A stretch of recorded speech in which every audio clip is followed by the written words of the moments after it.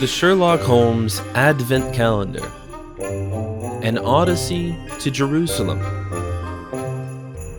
By Sir Arthur Conan Doyle and Nora Godwin. Narrated by Bryan Godwin. Part 4. On the Orient Express. The incident in front of the Vienna City Temple left me a little unsettled and perplexed, and clouded my stay in the Austrian capital considerably. We gave our eyewitness reports on record at the police station in the evening, but were explicitly told that we did not know why the dispute in question had occurred, and that it was also conceivable that it was the Jew who had started the dispute. However, the victim was not able to be interrogated, so we left our descriptions at the perpetrator and returned to the hotel, with the clear knowledge that the police were not very interested in clarifying the incident.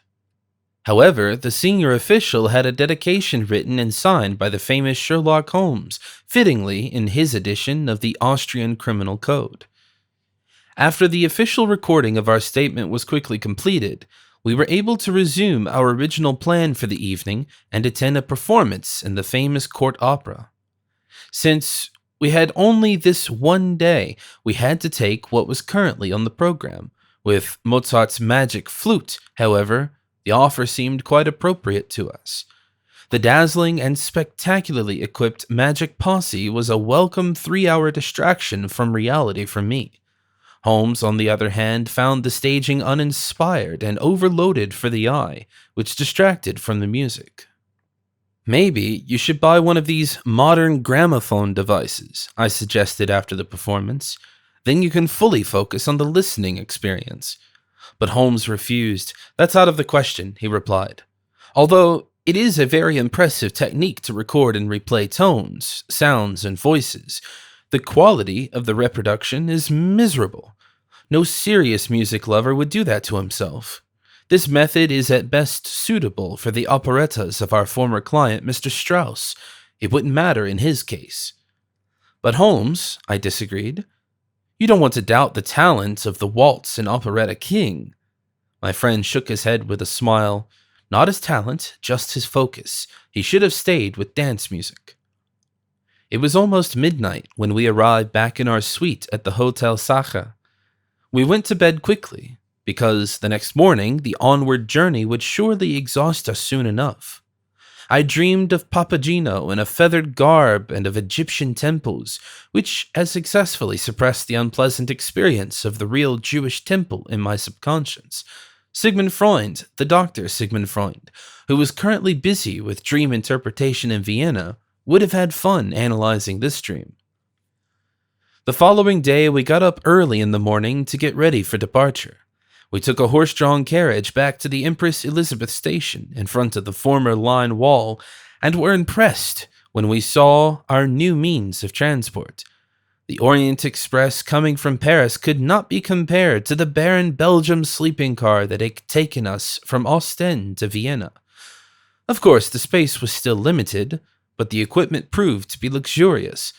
A dining car with exquisite dishes and a salon with every drink you could wish for.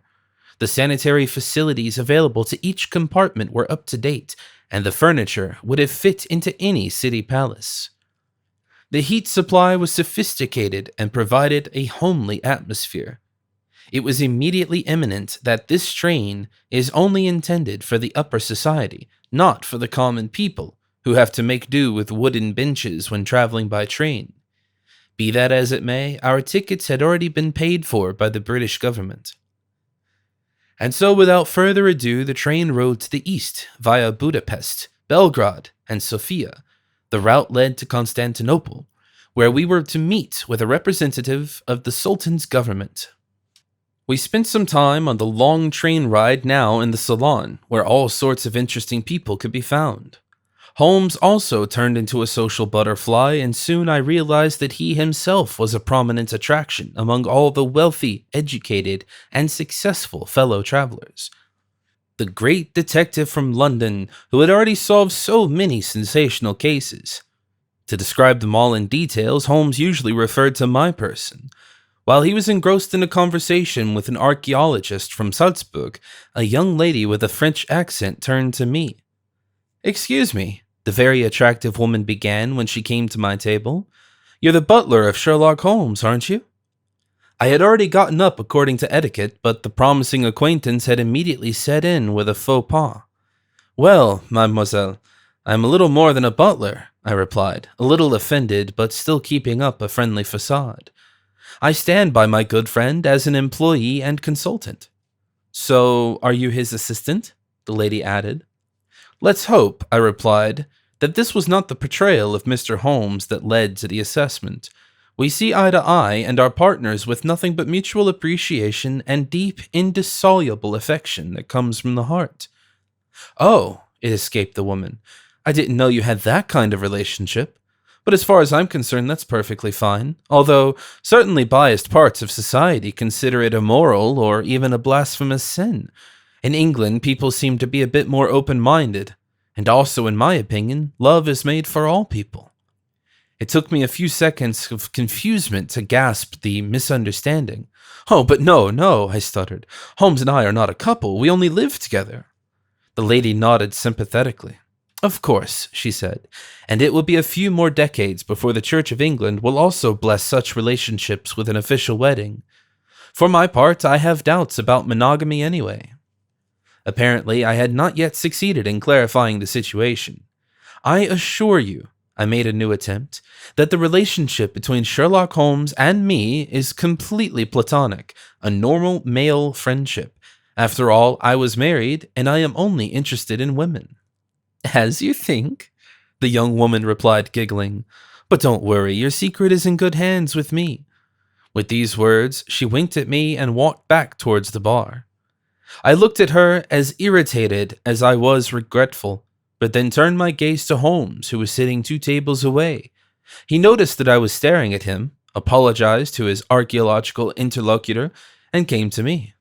"Is everything okay, Watson?" he asked, astonished. "Do you think I look unmanly?" I asked a counter question. Holmes looked at me briefly, then he said, "But no, not yet. You're a strong, handsome guy." He put his right hand on my shoulder. At that moment, I noticed that the young lady at the bar was watching us and winked at me again when our eyes met. I shook my friend's hand and said, "All right, Holmes, I will now retire to my compartment." But when I wanted to leave the saloon car, the train stopped abruptly and somewhat jerkily, so that some passengers had to struggle briefly to keep the balance. We were on the open track in the middle of nowhere. Through the windows, only the wintry landscape of the Balkans could be seen. While we were all speculating about what might have happened, Holmes finally noted, "Probably a snowdrift blocking the rails. We will have to wait until a locomotive comes from the next station that has a plow attachment at the front." Soon after, an excited French conductor came in confirming my friend's assumption, but he had other things to say for which he wanted to talk to Holmes and me privately. "Gentlemen," he began quietly, "there is a second train stuck, namely the Orient Express from Constantinople to Paris, which runs in the opposite direction. We have made contact and there is likely to be a problem there. Apparently a murder took place in the through carriage to Calais." "A murder on the Orient Express?" I asked. "What an absurd story." "It's true," the conductor insisted in a whisper. "Monsieur Holmes, you are a well-known detective and understand criminal investigations. Would you possibly be willing to help secure the crime scene?" Holmes didn't think twice and agreed. "Of course. I will still have to get my coat out of my compartment. I understand the other train should be a quarter of a mile away. The steam whistles are quite telling." Holmes was already trying to get away with the conductor, but I held him back briefly. "Shouldn't I accompany you?" But Holmes said no. "Just stay here, Watson. I will be able to handle this matter on my own." Then he added quietly, "Besides, my friend, I think the lady at the bar is keeping an eye on you." Now it was he who winked at me and then set off. I stayed behind in the saloon car to wait for things. I preferred not to contact the young woman from France again. Instead, I had a glass of whiskey. After all, they had the best products from the Scottish Highlands in their assortment. Of course, an American fellow traveler was promptly found who wanted to teach me about the perks of Kentucky bourbon, but he proved to be more of a gourmand than a gourmet. It took 2 hours for Holmes to return and free me from the American. His coat and cap were covered in snowflakes, but he himself was apparently at his best. "You're finally here," I began, already a little uppy.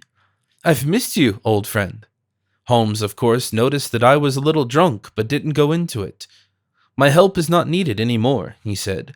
"A murder actually happened, even a rather committed one. A businessman from the United States was stabbed in his bed, with 12 stab wounds." "That seems a little frenzied to me," I murmured and emptied my glass. "On the other hand, Julius Caesar did not fare much better." "My friend was struck by lightning. You're a genius, Watson," he noted. "It was not one perpetrator who stabbed the victim a dozen times, but several perpetrators, 12 possibly. I have to go back immediately." Once again, Holmes left me standing and disappeared from the salon to visit the other Orient Express. I was flattered by his remark about my apparently brilliant contribution to the investigation, although I had no idea what followed. This time it only took 20 minutes for Holmes to stand in front of me. I had only had time for 2 more glasses. "Have you solved the case?" I immediately asked. "Well, I certainly contributed," Holmes replied, "and so did you." "No problem, always at your service," I proclaimed jokingly. "After all, we're equal partners, aren't we?" Holmes didn't know what to do with this remark, so he just nodded. "Since the snowplow has now arrived, both trains can continue," he said. "The final solving of this case in the other train is in capable hands.